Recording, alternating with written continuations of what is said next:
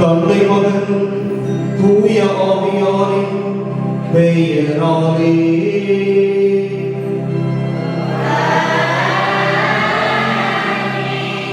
நம் ஆண்டவராகிய இயேசு கிறிஸ்துவின் அருளும் கடவுளின் அன்பும் தூய ஆவியாரின் நட்புறவும் உங்கள் அனைவரோடும் இருப்பதாக.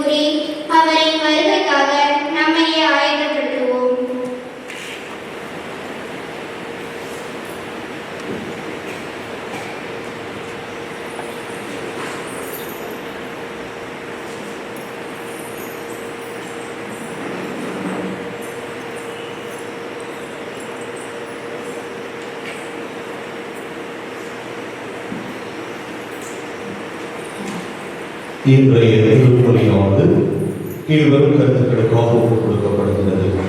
லோக்லாவின் குடும்ப கருத்துப்படி அருள் சுந்தர்ராஜ் உடல் நலத்திற்காகவும் செய்யும் பணி சிறக்கவும் ஒப்புக் கொடுக்கப்படுகிறது. மேலும் இரண்டு ஆன்மாக்கள் கேபி ஏசையா வாக்கியத்தென்றல் நேசமணி இவர்களுடைய ஆன்மா ஆண்டவரை இளைப்பாறுதலடைவதற்காகவும் ஒப்புக் கொடுக்கப்படுகிறது. ஆன்மீக சகோதர சகோதரிகளே, நாம் திருவுலகு நினைவாக நம்மீது தெளிக்கப்படும் தமது படைப்பாகிய தண்ணீரை புனிதப்படுத்தி அருள்வாறு நம் கடவுளாகிய ஆண்டவரை கெஞ்சி மன்றாடுவோமாக. அவரே நமக்கு உதவி அளித்து நாம் பெற்றுக்கொண்ட தூய ஆவிக்கு உண்மை உள்ளவர்களாய் நிலைத்திருக்க அருள்வாராக.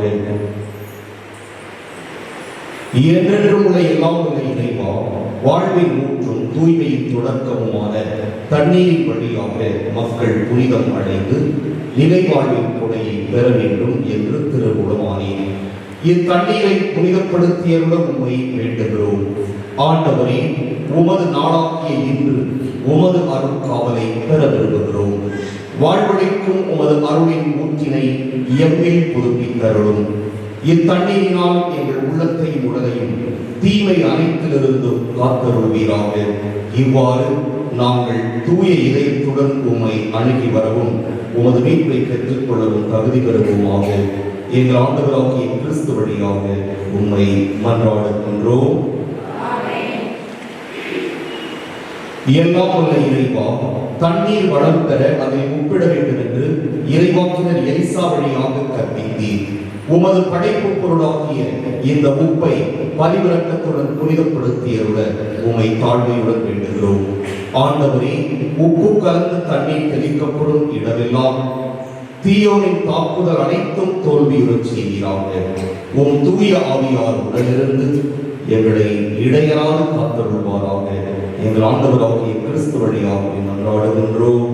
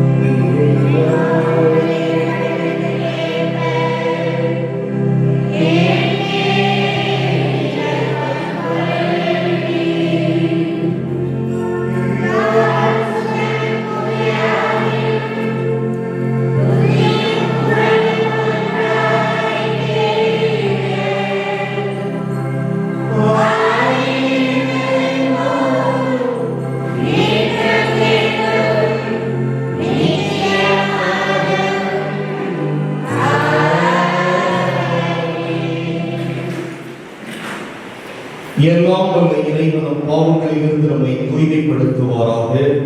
இந்த நற்கருணை கொண்டாட்டத்தின் வழியாக அவர் தம்முடைய ஆட்சியின் விருந்தில் பங்கு கொள்ள நம்மை தகுதி பெறச் செய்வாராக.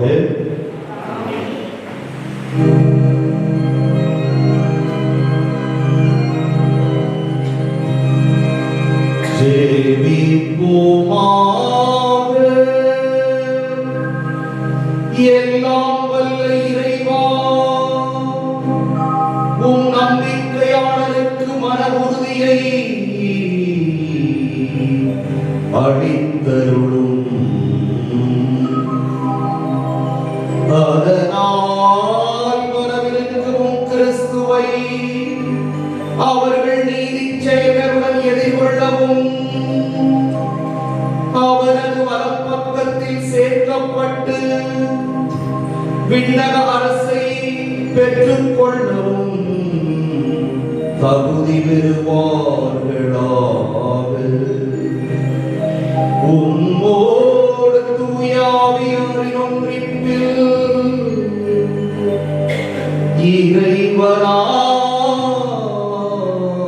இறைவனாய் என்றென்றும் வாழ்ந்து ஆட்சி செய்கின்ற எங்கள் ஆண்டவரும் உம் திருமகனுமாகிய இயேசு கிறிஸ்து வழியாக உம்மை மன்றாடுகின்றோம்.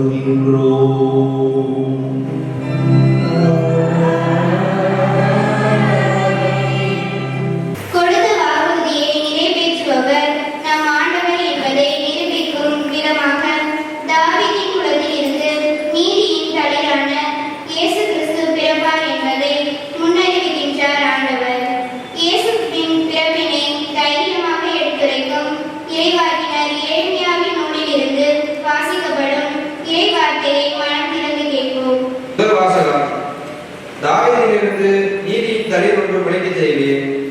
இறைவாக்கினர் எரேமியா நூலிலிருந்து வாசகம். அதிகாரம் 33 இறை வசனங்கள் 14 முதல் 16 வரை.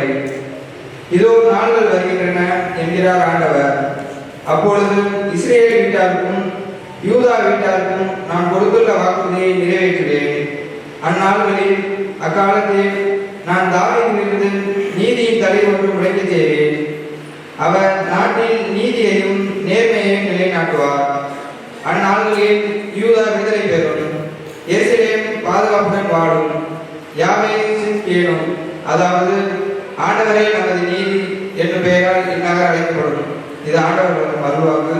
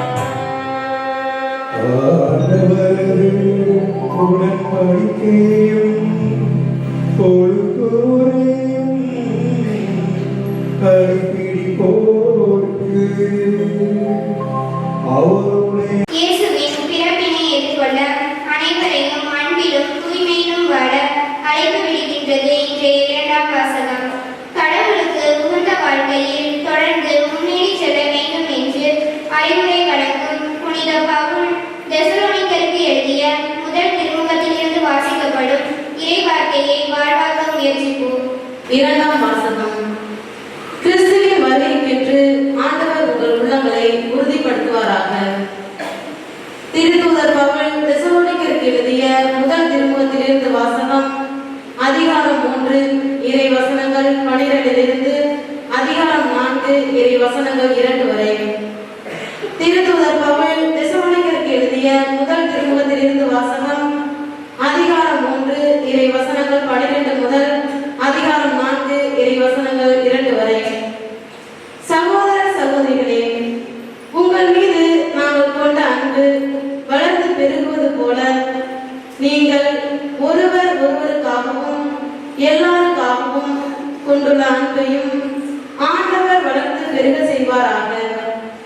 இவ்வாறு நம் ஆண்டவர் இயேசு தம்முடைய தூயோர் அனைவரோடும் வரும் பொழுது நம் தந்தையாம் கடவுள் முன் நீங்கள் குற்றமின்றி தூய்மையாக இருக்குமாறு அவர் உங்கள் உள்ளங்களை உறுதிப்படுத்துவாராக. சகோதர சகோதரிகளே, நீங்கள் கடவுளுக்கு உகந்தவர்களாய் வாழும் முறையை எங்களிடம் கற்றுக்கொண்டீர்கள், அப்படியே வாழ்ந்தும் வருகிறீர்கள். இதில் இன்னும் முன்னேற வேண்டுமென ஆண்டவராகிய இயேசுவின் பெயரால் உங்களிடம் இறுதியாக கேட்டுக்கொள்கிறோம். ஆண்டவராகிய இயேசுவின் பெயரால் நாங்கள் உங்களுக்கு கொடுத்த கட்டளைகளை நீங்கள் அறிவீர்கள். ஆண்டவர் வழங்கும் அருள்வாக்கு.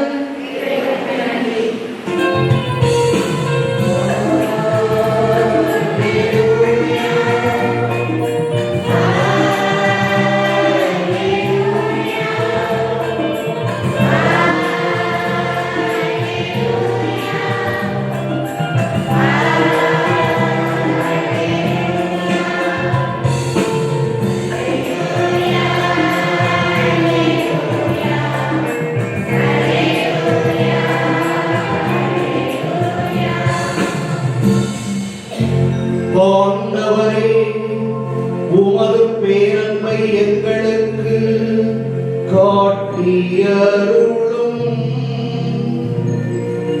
உமது மீட்பையும் எங்களுக்கு தந்தருளும்.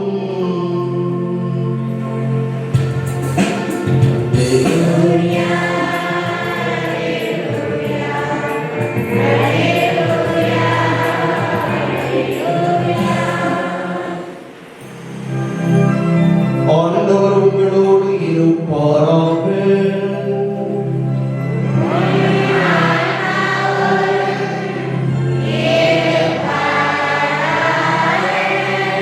லூக்கா எழுதிய தூய நற்செய்தியிலிருந்து வாசகம்.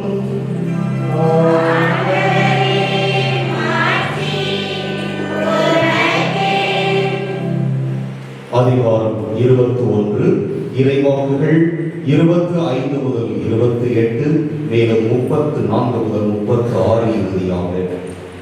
அக்காலத்தில் மானிட மகன் வருகையை பற்றி இயேசு தம் சீடர்களுக்கு கூறியது: கதிரவனிலும் நிலாவிலும் விண்மீன்களிலும் அடையாளங்கள் தென்படும்.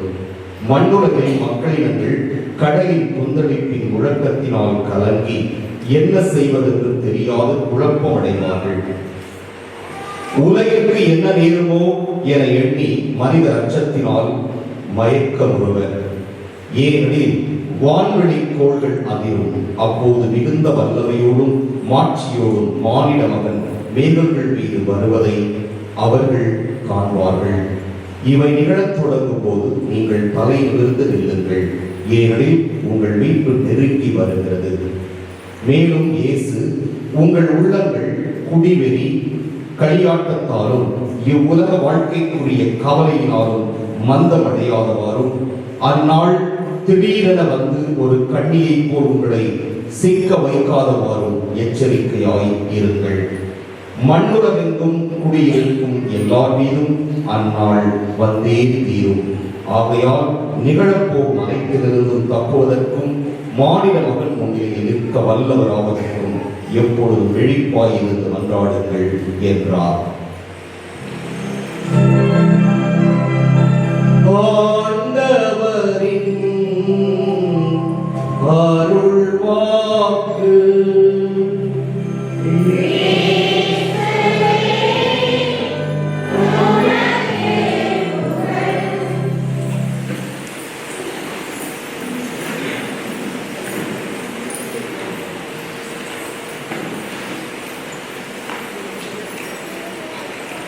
ஒரு சில தினங்களுக்கு முன்பாக நம்ம மகேந்திரா கார் கம்பெனி ஒரு எலக்ட்ரிக் கார் ஒரு வெளியிட்டிருக்கிறாங்க. அதில் வந்து 6E அப்படிங்கிற ஒரு மாடல். காரை பற்றி பாதம் பேசுறான்னு நினைக்கலாம். அதில் ஒரு புதிய ஃபீச்சர் வந்திருக்குது. என்ன ஃபீச்சர் அப்படின்னா, அது கார் ஓட்டுறவங்களுக்குலாம் ஒரு பெரிய வரப்பிரசாதம். என்ன வரப்பிரசாதம் அப்படின்னா, கார் ஓட்டிட்டு போயிட்டே இருக்கும்போது நம்முடைய கவனம் கொஞ்சம் அப்படி ஜன்னல் வழியா அப்படி பார்த்துக்கிட்டே இருந்தோம்னா அது அலாம் கொடுக்கும். அதில் போட்டிருக்கும், நீ இங்க கவனமா ஸ்டேரிங்கை பிடிச்சி வண்டியை ஓட்டு அப்படின்னு சொல்லிட்டு. அல்லது இப்படி திரும்பிட்டு பேசிக்கிட்டே போறோம் கார்ல இருக்கவங்க கூட அப்படின்னா உடனே அலாம், நீ வண்டியை ஒழுங்கா ஓட்டு. ஓட்டிகிட்டே இருக்கும்போது அதிகமா நிறைய பேர் செய்யறது என்னன்னா அப்படி தூங்குறது. அப்ப லைட்டா நம்ம கண்ணு சோர்ந்தாவே போதும், உடனே அலாம், தூங்கிட்டு இருக்காத, வண்டியை ஒழுங்கா பார்த்து ஓட்டு என்று நம்மை குறிப்பாக ஓட்டுநர்களை எச்சரிக்கும் விதமாக ஒரு அலர்ட் கொடுக்கும் விதமாக இது புது ஃபீச்சர் வந்திருக்கு. இது நல்ல ஃபீச்சரா இல்லையா? நல்ல ஃபீச்சரா இல்லையா? ஆமா, நிறைய பேருடைய உயிர் பாதுகாக்கப்படும். ஓட்டுறவங்க செய்யற தவறுனால உள்ள உட்கார்ந்து இருக்கவங்க நிறைய பேர் என்ன செஞ்சிடறாங்க? நிறைய பேர் என்ன செஞ்சிடறாங்க? அவன் ஆக்சிடென்ட் ஆகி இறந்துடுறாங்க. ஆக ஓட்டுநர் செய்யற தவறு உள்ள உட்கார்ந்து இருக்கிற 5 பேரோ 10 பேரோ பாவம், அவங்க பாதிக்கப்படக்கூடிய ஒரு சூழ்நிலை. எனவே இந்த ஒரு ஃபீச்சர் வந்து எவ்வளவு நல்ல ஃபீச்சர். ஆனா இது ஏன் இந்த ஃபீச்சர் கொண்டு வராங்க அப்படின்னா, அது நம்முடைய பலவீனத்தினால், நம்முடைய பலவீனத்தினால். அதைத்தான் இன்றைய வாசகர் நமக்கு சொல்லுகின்றன. இன்று என்ன ஞாயிறை கொண்டாடுகிறோம்? சொல்லுங்க, நீங்க சொல்றதுக்காக தான் கேட்கிறேன். என்ன ஞாயிறு? திரு வருகை. நிறைய பேர் என்ன சொன்னாலும் வாயில திறக்க மாட்டேங்க. இங்க திறக்க வச்சிருப்போம் அப்படின்னு உட்காந்துருக்காங்க. என்ன ஞாயிறு? திரு வருகை. திருனா என்ன அர்த்தம்? திரு வருகை. திரு வருகை, இயேசுவின் வருகை. திருவருகைனா என்னது? இயேசுவுடைய வருகை காலம். என்ன காலம்? இயேசுவுடைய வருகைக்காக எதிர்பார்த்து கொண்டிருக்கிற திரு வருகை காலத்தினுடைய 3வது ஞாயிறு, முதல் ஞாயிறு. ஆக இன்றைக்கு நாம திருவருகை காலத்தினுடைய முதல் ஞாயிறு கொண்டாடுவதாக எதை ஏற்றி இருக்கிறோம்? முதல் மெழுகுதிரியை நாம் ஏற்றி இருக்கிறோம். காரணம், இந்த ஞாயிறை எதிர்நோக்கி ஞாயிறாக திரு அவை இன்று கொண்டாடி கொண்டிருக்கிறது. இந்த நேரத்துல ஆக்லஹோமா அப்படிங்கிற ஒரு அமெரிக்காவில் இருக்கிற ஒரு ஊரு. அந்த ஊர்ல ஒரு டிரைவர், பஸ் டிரைவர், அவருக்கு ஒரு பெரிய விருது கொடுக்கப்பட்டது. என்ன விருது அப்படின்னு கேட்டா, 23 ஆண்டுகளாக அவர் பஸ் ஓட்டிட்டு இருக்கிறாரு. எத்தனை கிலோமீட்டர் ஓட்டி இருக்காரு? 13,50,000 கிலோமீட்டர் ஓட்டி இருக்கிறாரு இந்த 23 ஆண்டுகளிலே. ஆனால் ஒரு சிறு விபத்து கூட அவருக்கோ அவரை நம்பி பயணித்தவர்களுக்கோ அந்த பேருந்துக்கோ ஏற்பட்டது கிடையாது. எனவே அதை பாராட்டும் விதமாக அவருக்கு அந்த விருது கொடுக்கப்பட்டது. அப்ப அவங்க கேட்கிறாங்க, இந்த அளவுக்கு மிக சிறப்பா ஒரு சின்ன ஆக்சிடென்ட் கூட இல்லாம, ஒரு பஸ்ல ஒரு சின்ன ஸ்கிராட்ச் கூட இல்லாம எப்படி இவ்வளவு சிறப்பா நீங்க வண்டி ஓட்டினீங்கன்னு கேட்கும் போது அவர் சொன்னது என்ன தெரியுமா சொன்னாரு? வாட்ச் த ரோட் அப்படின்னாரு. வாட்ச் த ரோட் அப்படின்னா என்ன? விழிப்பா இருந்து ரோட்டை பார்த்து வண்டிய ஓட்டினேன், அதனால எனக்கு இந்த விருது கொடுக்கப்பட்டிருக்கிறது. அடுத்தது கால்பந்தாட்ட வீரர் ஒருத்தர், அவரை கூப்பிட்டு கேட்கிறாங்க, எப்படி நீங்க வந்து எல்லா மேட்ச்லயுமே கோல் அடிக்கிறீங்க, எப்படி உங்களால் மட்டுமே சாத்தியமாக இருக்கிறது என்று ரொனால்டோ அப்படிங்கிற ஒரு ஃபுட்பால் பிளேயர், சாக்கர் பிளேயரை கூப்பிட்டு கேட்கும்போது அவர் சொன்னாரு, இதே தான் சொன்னார், watch the ball and watch the players அப்படின்னாரு. பந்தையும் என் சக வீரர்களையும் தவிர வேறு எதையும் நாம் கவனிக்க கூடாது, இதில் மட்டும் நாம் கவனமாக இருந்தால் நிச்சயமாக சாதிக்க முடியும் என்று. நம்ம பள்ளிக்கூடத்தில் பார்க்கிறோம், வீட்டில் வந்து படிக்கவே மாட்டாங்க ஒரு சில பேர், ஆனா கிளாஸ்ல ஃபர்ஸ்ட் ரேங்க் எடுப்பாங்க, நல்லா படிப்பாங்க. அப்ப அவங்களை கூப்பிட்டு நிறைய பேர் கேட்டு நான் பார்த்துருக்கேன், என்னடா நீ வந்து வீட்டில் படிக்கவே மாட்டேங்கிற, புத்தகத்தை எடுக்கவே மாட்டேங்கிற, ஆனா எக்ஸாம்ல வந்து ஃபர்ஸ்ட் ரேங்க் எடுக்கிறீ எப்படின்னு கேட்டா அவன் சொல்லுவான், ஆசிரியர் பாடம் நடத்துகின்ற பொழுது என்னுடைய கவனம் முழுவதும் எங்க இருக்கும்? ஆசிரியர் மீதும் அவர் நடத்துகின்ற பாடத்தின் மீதும் அந்த பிளாக் போர்டு இதுல மட்டும்தான் கரும்பலகை மீது மட்டுமே என்னுடைய கவனம் இருக்கும். எனவேதான் இதை என்னால் சாதிக்க முடிகிறது என்று. அண்மையிலே இசைஞானி இளையராஜா கூட எப்படி இவ்வளவு அற்புதமான இசையை எல்லாம் நீங்கள் அமைக்கிறீர்கள் என்று ஒரு பேட்டியிலே அண்மையிலே ஒரு 10 நாளைக்கு முன்னாடி கேட்டபோது அவர் சொன்னார், டைரக்டர் என்கிட்ட சிச்சுவேஷன் சொல்லிட்டார் அப்படின்னா என் மைண்ட் அப்படியே பிளாக் ஆயிடும். ஆகி அவர் என்ன சிச்சுவேஷன் சொன்னாரோ அது மட்டும்தான் என்னுடைய உள்ளத்திலே ஓடும் இசை தானாக பிறந்து வரும் என்று அவர் சொல்லியிருக்கிறார். இறையேசுவில் அன்புக்குரிய சகோதர சகோதரிகளே, இதையெல்லாம் எதற்காக சொல்லுகிறேன் என்றால், இன்றைய முன்னுரையில் வாசிக்கப்பட்டது, வாசகங்களிலும் வாசிக்கப்பட்டது, விழிப்பாய் இருங்கள். விழிப்பாய் இருங்கள் அப்படின்னா இந்த திருப்பலிக்கு வருகிறோம், இத்தனை பேர் உட்கார்ந்து இருக்கிறோம். நாம் பிசிக்கலி அண்ட் மென்டலி இந்த ஆலயத்தில் இருக்க வேண்டும். நம்முடைய உணர்வு பூர்வமாகவும் உடல் பூர்வமாகவும் நம்முடைய சிந்தனை எங்கே இருக்க வேண்டும் என்றால் இந்த பீடத்தில் இருக்க வேண்டும். இங்க இருக்கின்ற நற்கருணை பேழை மீது இருக்க வேண்டும். அதோ சிலுவையில் இருக்கின்ற ஆண்டவர் இயேசு மீது இருக்க வேண்டும். இதை தவிர இங்கு உட்கார்ந்து கொண்டு நாம் வேறொன்றை பற்றி யோசித்துக் கொண்டிருந்தோம் என்றால் நாம் விழிப்பாய் இல்லை என்று அர்த்தம். நம்முடைய சிந்தனை சிதறல்களாக மாறுகின்ற பொழுது திருப்பலிக்கு வந்து பயனே இல்லை. ஃபாதர் என்ன பிரசனத்துல சொன்னாங்க, நீ சாயந்தரம் கூட்டு கேட்கும் போது தெரியலன்னு சொன்னா அவர்கள் திருப்பலிக்கு வந்தாலும் அவர்கள் உடலும் உள்ளமும் இங்கே இல்லை என்பதை தான் குறிக்கிறது. எனவே திருப்பலிக்கு வந்தால் விழிப்பாய் இருக்க வேண்டும். இந்த கவனம் முழுவதும் நம்முடைய பீடத்தின் மீதும், பீடத்திலே ஆண்டவர் இங்கே எழுந்தருள்கிறாரே அந்த நிகழ்வின் மீதும், நற்கருணை பேழை மீதும், அங்கே சிலுவையில் தொங்கிக் கொண்டிருக்கிற இயேசுவின் மீதும் மட்டுமே இருக்கின்ற பொழுது ஆண்டவருடைய அருட்கொடைகளை பெற்றவர்களாக நாம் நம்முடைய இல்லங்களுக்கு செல்ல முடியும். எனவே இந்த திருவருகை காலம் தொடங்குகிறது. இன்று நாம் இயேசு கிறிஸ்துவுடைய வருகையை சிறந்த முறையை கொண்டாடுவதற்கு தயாரிப்பின் முதல் படியை நாம் இன்று எடுத்து வைக்கிறோம். எனவே நான் ஒவ்வொரு ஆண்டும் சொல்வதை போட்டுதான், கிறிஸ்துமஸ் வருகிறது, இன்னும் 4 வாரங்கள் தான் இருக்கிறது.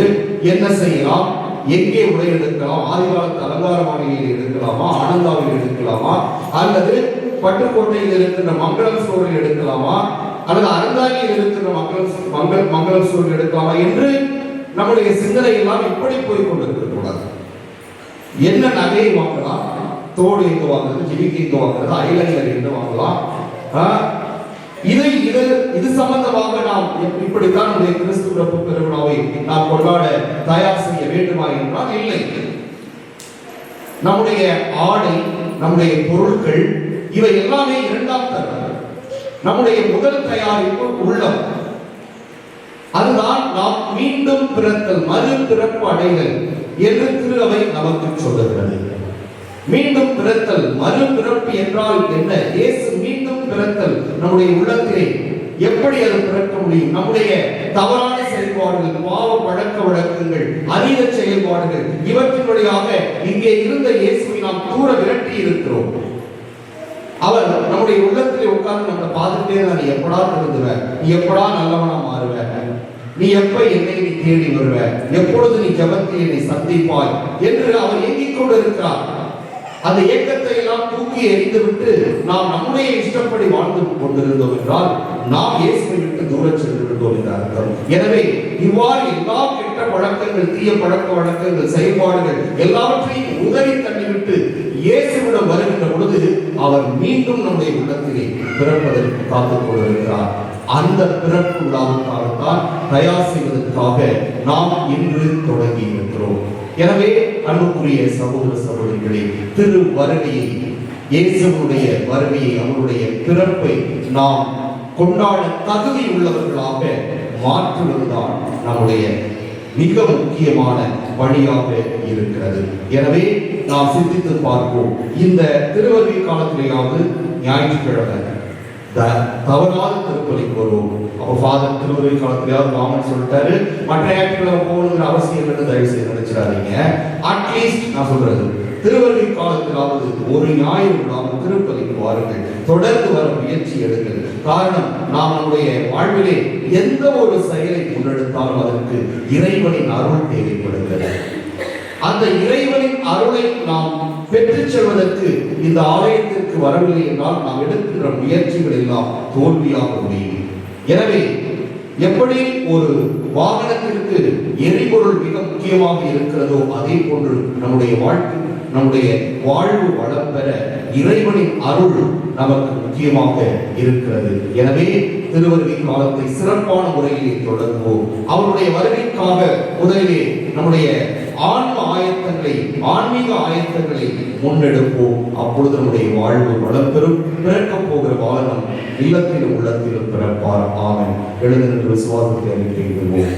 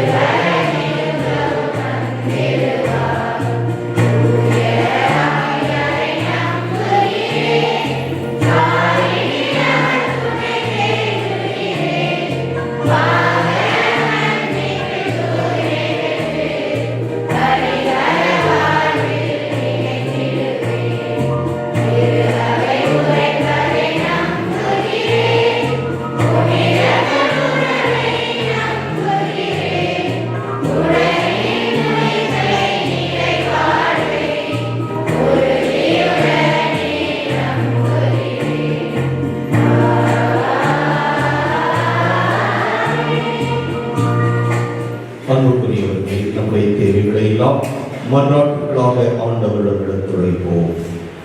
அன்பு தந்தையே இறைவா, திரு அவையில் நீதி தலைவரும் நீதியின் சுடர்களாக விளங்கும் எம் திருத்தந்தை, ஆயர்கள், குருக்கள், துறவியர் மற்றும் அனைத்து மக்களும் ஆண்டவருடைய வருகையின் போது நீதியுள்ளவர்களாக திகழவும் உம் பாதையில் மக்களை வழிநடத்திட அருள் புரியுமாறு இறைவா மன்றாடுகின்றோம்.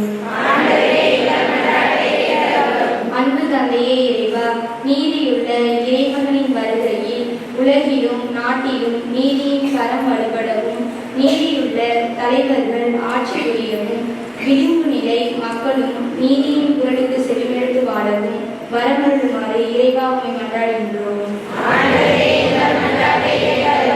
வியத்தகு செயல்களை செய்யும் தெய்வமே, எதிர்நோக்கின் ஞாயிறாகிய இன்று நாங்கள் தொடங்கியுள்ள திருவருகை காலத்தின் முதல் வாரத்தில் யாதொரு குழப்பத்திற்கும் பயத்திற்கும் கவலைக்கும் இடப்படாமல் கிறிஸ்து பிறப்பு வழியாக நீர் எங்களுக்கு தரவிருக்கும் மீட்பினை அனுபவிக்க விழிப்பாயிருந்து நம்பிக்கையோடு காத்திருக்கும் வரமல்ல இறைவா மன்றாடுகின்றோம்.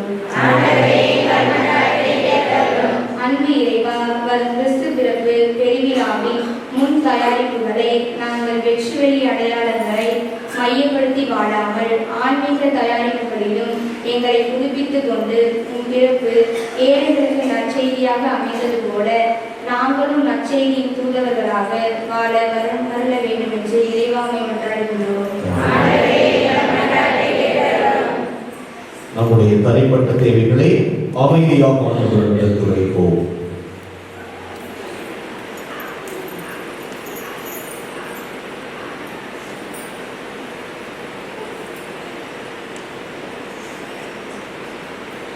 மன்றாடுவோமாக.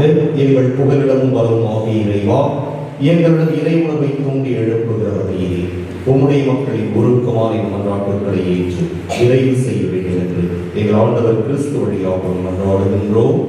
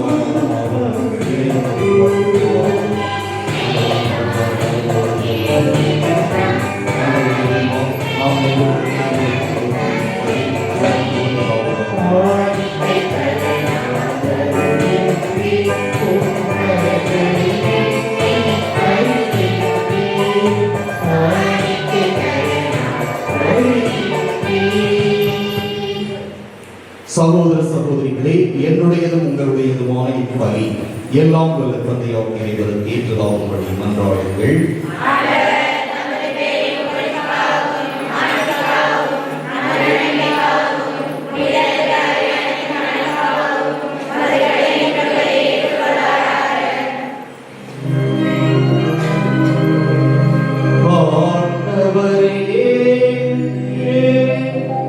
நீர் எங்களுக்கு அளித்துள்ள கொடைகளில் இருந்து நாங்கள் ஒப்புக் கொடுக்கும் இக்காணிக்கைகளை ஏற்றருள உம்மை வேண்டுகிறோம்.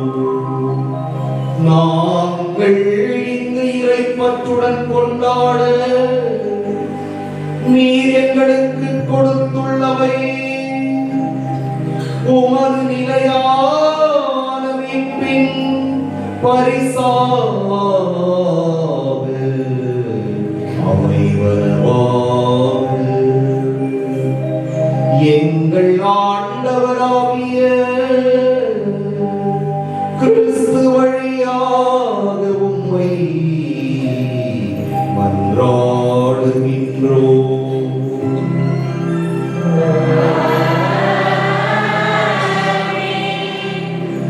ஆண்டவர் உங்களோடு இருப்பாராக.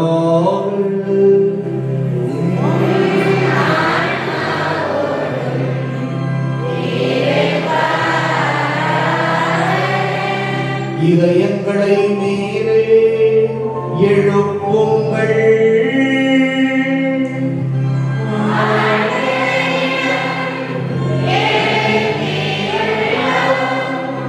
நம் இறைவனாகிய ஆண்டவருக்கு நன்றி கூறுவோம்.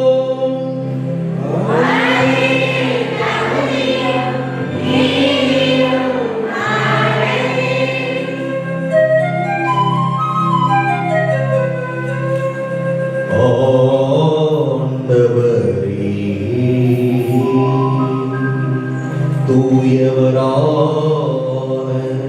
தந்தையே, என்றும் உள்ள எல்லாம் வல்ல இறைவா,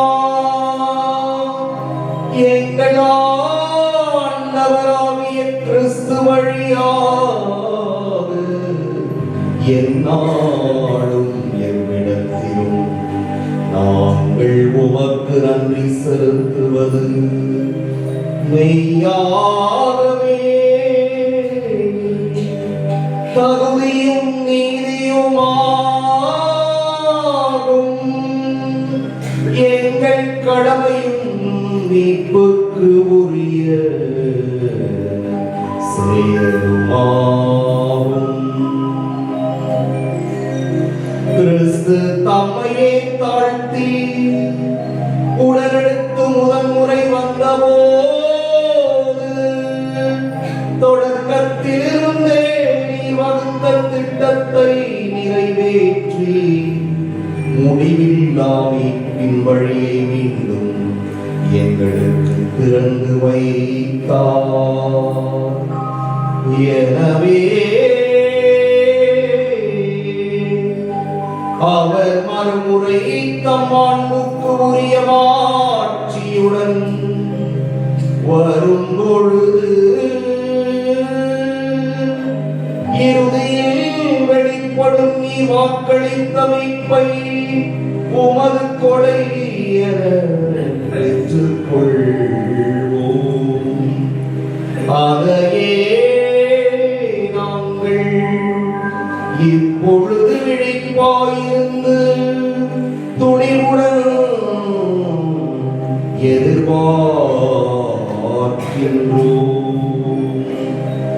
ஆகவே வானதூதர் முதன்மை வானதூதரோடும் அரியணையில் அமர்வோர் தலைமை தாங்குவோரோடும் வான்படைகளின் அணிகள் அனைத்தோடும் சேர்ந்து நாங்கள் உமது ஆட்சியை புகழ்ந்து முடிவின்றி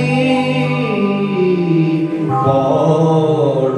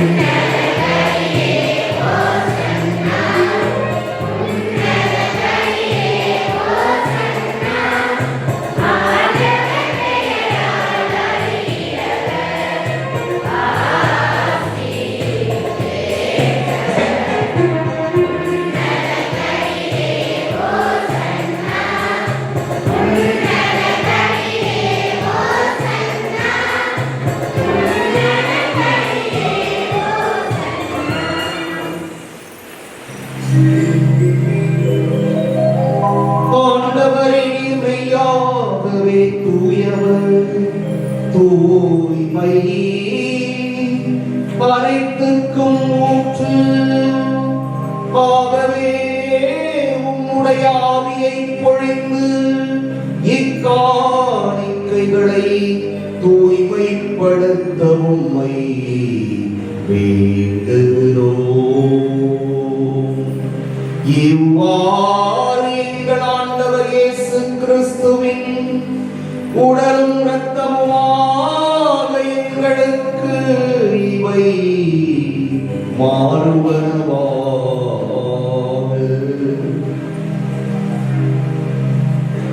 அவர் பாடுபட உடம் கனிந்து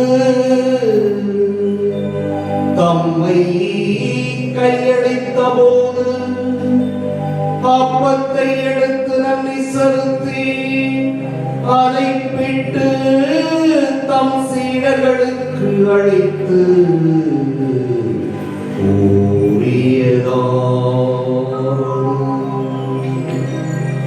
அனைவரும் இதிலிருந்து பெற்று உண்ணுங்கள்.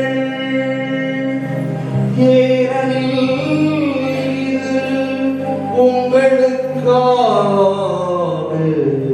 கையளிக்கப்படும் என் உடல்.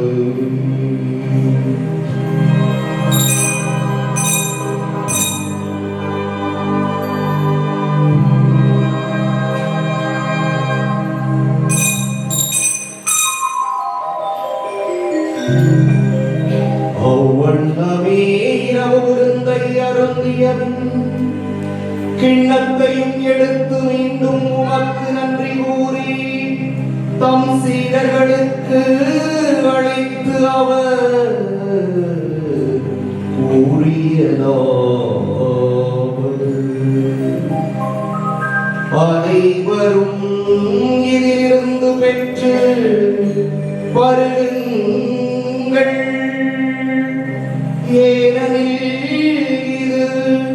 புதிய நிலையான உடன்படிக்கைக்கு உரிய என் இரத்தத்தின் கிண்ணம். இது பாவ மன்னிப்புக்கென்று உங்களுக்காகவும் பலருக்காகவும் சிந்தப்படும். இதை என் நினைவாக செய்யுங்கள்.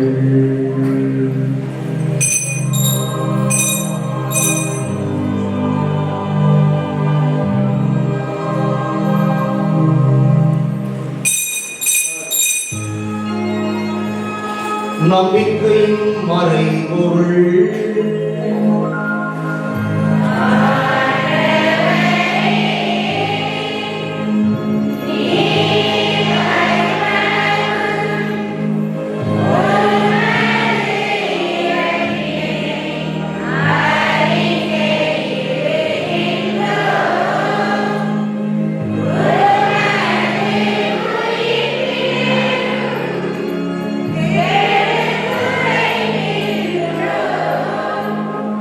ஆகவே ஆண்டவரே, நாங்கள் கிறிஸ்துவின் இறப்பினையும் உயிர்ப்பினையும் நினைவுகூர்ந்து வாழ்வுதல் அப்பத்தை மீட்பளிக்கும் கிணத்தை உமக்கு ஒப்புக் கொடுக்கின்றோம். உம் திருமுன் நின்று உமக்கு ஊழியம் புரிய தகுந்தவர்கள் இறையங்களை ஏற்றுக்கொண்டு, எனவே உமக்கு நன்றி செலுத்துகிறோம். மேலும் கிறிஸ்துவின் உடலின் இரத்தத்திலும் பங்கு கொள்ளும் எங்களை தூய ஆவியால் ஒன்று சேர்க்க வேண்டும் என உங்களை தாழ்மையுடன் மன்றாடுகின்றோம். ஆண்டவரை, உலகெங்கும் பரவி இருக்கும் உமது திரு அவையை நினைவு கூர்ந்தருளும். எங்கள் திருத்தந்தை பிரான்சிஸ், எங்கள் ஆயர் சகாயராஜ், எல்லா திருநிலைகளாக அனைவரோடும் உமது திரு அவை அன்பில் நிறைவு பெறச் செய்தருளும். மேலும் உயிர்த்தெழும் எதிர்நோக்குடன் துயில் கொள்ளும் எங்கள் சகோதரர் சகோதரிகளையும் இறந்தோர் அனைவரையும் இரக்கத்துடன் நினைவு கூர்ந்து உமது திருமுக ஒளியிலும் ஏற்றருளும். எங்கள் அனைவர் மீதும் இரக்கமாயிரும். கடவுளின் கன்னித்தாயான புனித மரியா, அவருடைய கணவரான புனித யோசேப்பு, புனித திருத்தூதர்கள், இவ்வுலகில் உகந்தவராய் இருந்தோராகிய புனிதர் அனைவருடனும் நாங்கள் நிறைவாழ்வில் பங்கு கொள்ளும் தகுதி பெற்று உம் திருமகன் இயேசு கிறிஸ்து வழியாக உம்மை புகழ்ந்தேத்தும் வரவருள உம்மை மன்றாடுகிறோம்.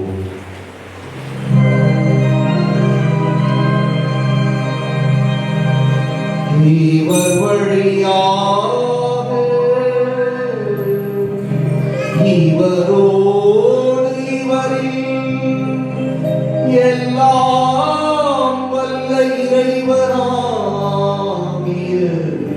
தந்தையே, தூய ஆவியாரின் ஒன்றிப்பில்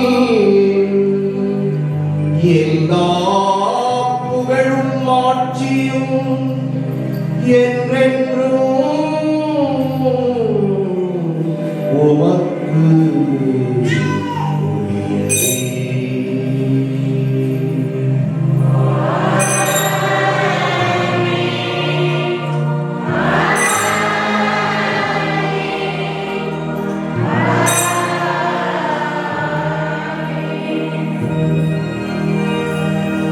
மீன்பரின் கட்டளையால் கற்பிக்கப்பட்டு இறைவடிப்பினையால் பயிற்சி பெற்ற நாம் துணிந்து பாடுவோம்.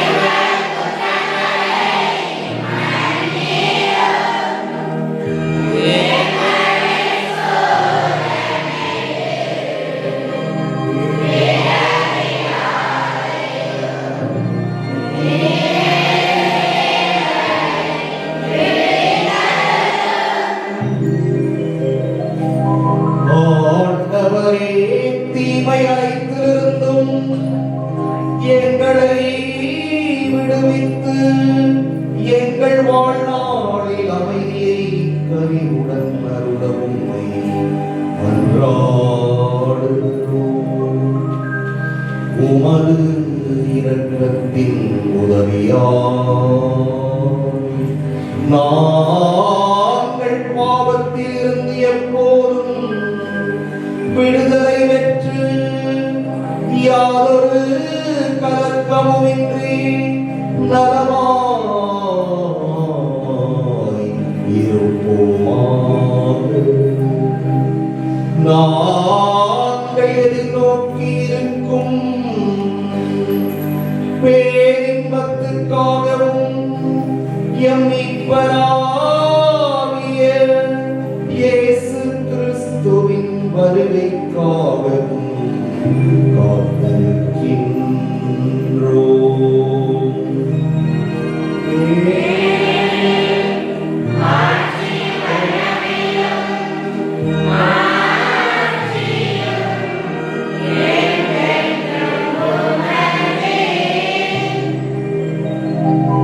ஆண்டவரே இயேசு கிறிஸ்துவே, அமைதியை உங்களுக்கு விட்டுச் செல்கிறேன், என் அமைதியை உங்களுக்கு அளிக்கின்றேன் என்று உம் திருத்தூதர்களுக்கு மொழிந்தீரே. எங்கள் பாவங்களை பாராமல் உமது திரு அவையின் நம்பிக்கையை கண்ணோக்கி உமது திருவுளத்துக்கு ஏற்ப அதற்கு அமைதியையும் ஒற்றுமையையும் அளித்தருள்வீராக.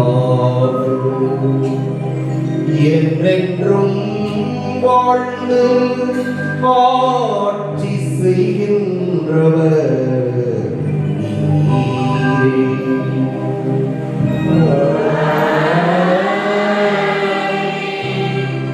ஆண்டவருடைய அமைதி உங்களோடு என்றும் இருப்பதாக.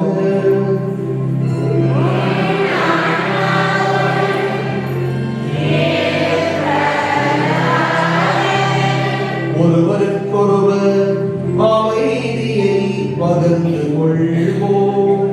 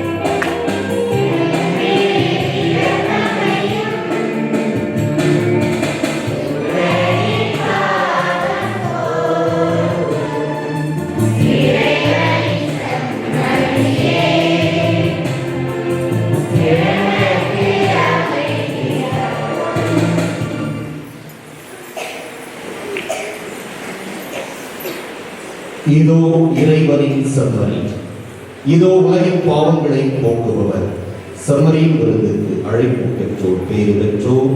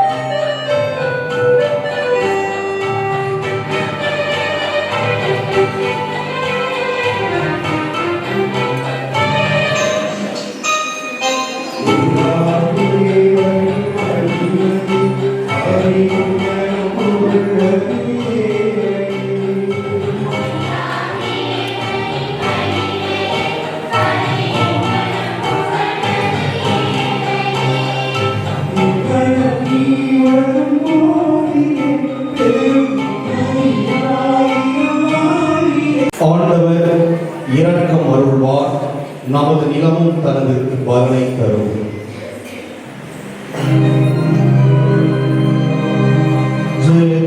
ஜெபிப்போமாக. ஆண்டவரே, நிலையற்றவற்றின் நடுவில் நாங்கள் வாழ்கின்றோம். எனவே நாங்கள் பங்கேற்கும் மறை நிகழ்வுகள் விண்ணகத்துக்கு உரியவற்றை அன்பு செய்யவும், நிலைத்து நிற்பவை மீது பற்று கொள்ளவும் எங்களுக்கு பயனளிப்பனவாக. எங்கள் ஆண்டவராகிய கிறிஸ்து வழியாக உம்மை மன்றாடுகின்றோம்.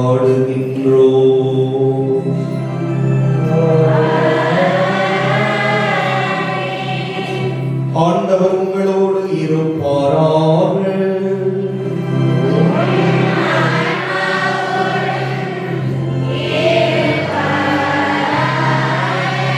எல்லாம் வல்ல இறைவன் தந்தை, மகன், தூய ஆவியார் உங்களுக்கு ஆசி வழங்குவாராக.